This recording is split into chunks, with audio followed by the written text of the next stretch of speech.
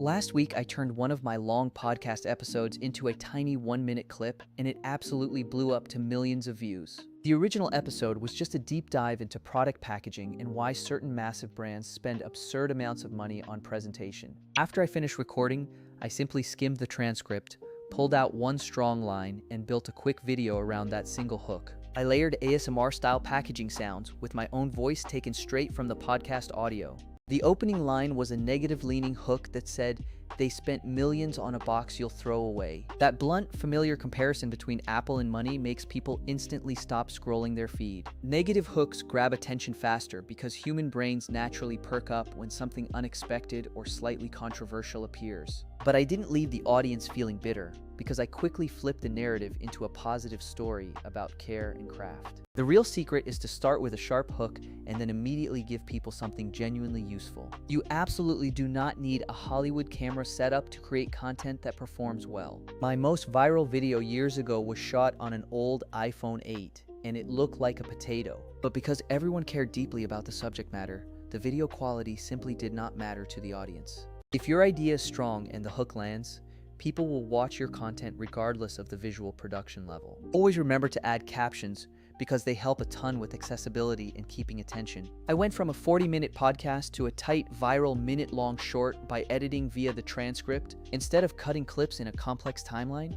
I read the text, found the rhythm, and removed everything that didn't contribute to the story. Editing from the words first is a massive productivity move because it keeps the rhythm human and the process fast. Most creators get stuck in the weeds of classic video editors, moving clips pixel by pixel and obsessing over micro edits. That workflow is fine for specific projects, but for turning long-form content into viral shorts, editing from a transcript is a cheat code. If you aren't great at writing punchy scripts, you can pay a freelance copywriter to chop your transcript for pocket change. Just give them the transcript and ask them to make it read like a standalone, impactful short. You could piece these clips together manually, but that leaves you open to pitfalls like automation flags or weird throttling on platforms. Manual posting is fine if you have the time, but for scale and consistency, your automation needs to be smart and platform-friendly. I have tested many AI tools, and while some promise the moon with magic thumbnails, many fall short in the real world. The most important capability you should care about is smart clip selection that identifies naturally interesting moments.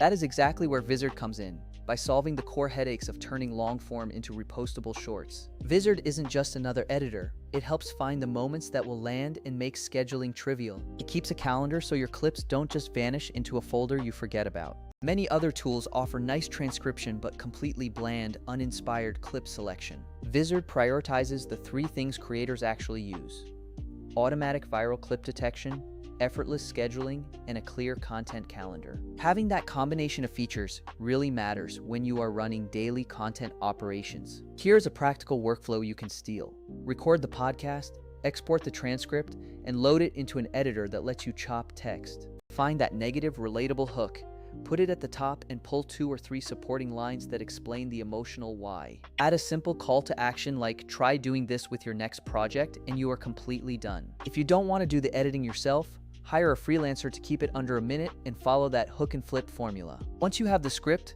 layer in simple visuals like unboxing clips or close-ups of textures, and keep yourself in a small window if you want. You can reuse stock clips from existing footage or pull relevant clips from other sources, as long as you are mindful of copyright. If you flub a line, it is better to record a clean take than rely on voice regeneration features that might sound unnatural. But again, if your topic is hot, even slightly rough audio will likely get traction. People constantly underestimate the power of context, because mentioning widely known brands acts as an extra boost. Familiarity is attention fuel, so use what is already top of mind and connect your own ideas to those popular subjects. I once found a written thread that explained a bank collapse with a goofy analogy, read it word for word on camera, and it hit millions. It had no fancy effects, just simple captions and a raw talking head, proving that content and container are different things. Where many creators mess up is expecting a tool to do the heavy lifting of strategy for them. AI can cut clips, but it cannot always decide what is actually interesting to a human audience. Vizard's clip selection is different because its algorithm prioritizes human engagement signals rather than just loud audio peaks. You can then auto-schedule those clips at the cadence you choose and see everything laid out in a clear calendar. No more guessing whether you posted too many shorts this week or if that clip will cannibalize another.